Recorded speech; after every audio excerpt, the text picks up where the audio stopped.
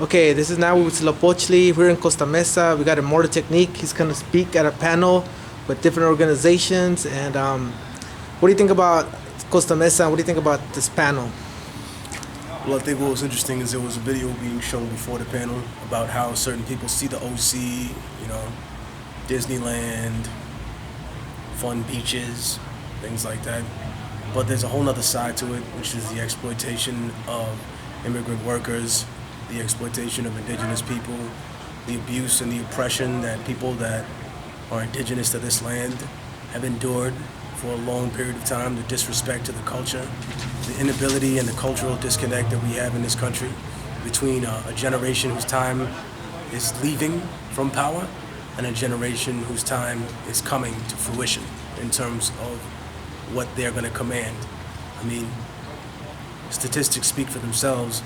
The so-called Latino or Mexican, Chicano, Central American, South American, indigenous population will have the type of numbers that it'll be able to dictate its own policy through any democratic means, which I think is something that the United States sees and therefore wants to limit the amount of democracy that we really have. That's why more and more people are complaining about moving to fascism. But if it's fascism for the average white American who's screaming about how Obama is the terrorist, how much more do you think it's fascist for the person that's cooking your meals, for the person that's picking your strawberries, for the person that's taking care of your kids, for the person that's cleaning your house, for the person who's building your cities, who's building your schools, who's building your penitentiaries? Your struggle doesn't really compare to ours. All right. I think your ancestors from Peru, right? Yep. Can you tell me something about what's going on in Peru?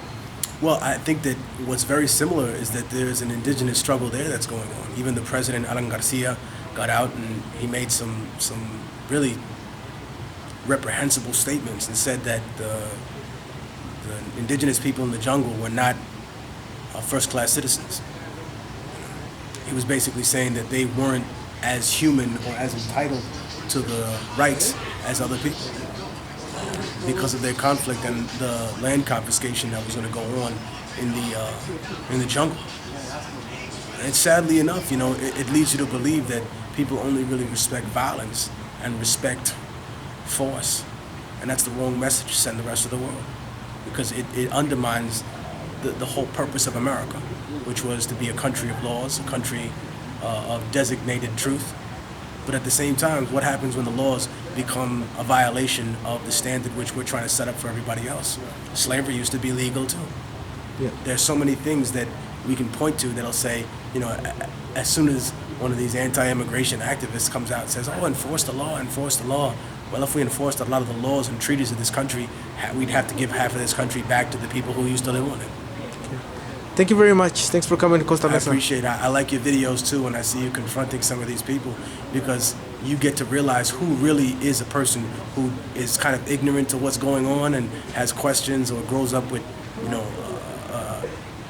culture shock at understanding the indigenous movement. And then you get to see people that are just ignorant, who have absolutely no idea, who have no historical context of what's going on, who really don't understand the message of America and what it actually means. The Fox News viewers. Well, those people are just puppets. But I would say, I think it's important for you to keep making these videos and keep showing these people for who they really are, because I think they need to correct their movement. As much as they complain about, the radical left, we're not all from the left wing, homie. Yeah. Some of us are conservative in the way we spend money. In fact, Latino people are some of the most conservative people when it comes to so-called Latino. Right, the so-called Latino people are some of the most conservative people in the United States. I mean, we're more religious than the most religious white people in the world. We believe in Jesus, and this is the truth. I'm going to say this on the panel too. You know how much Muslims love Islam? They name all their children Muhammad. You know how much the so-called Latino people, or the Latino on the East Coast and the Mexica on the West Coast, love Jesus? We name our children after Jesus. How many white kids you ever seen named Jesus? We love you, Jesus.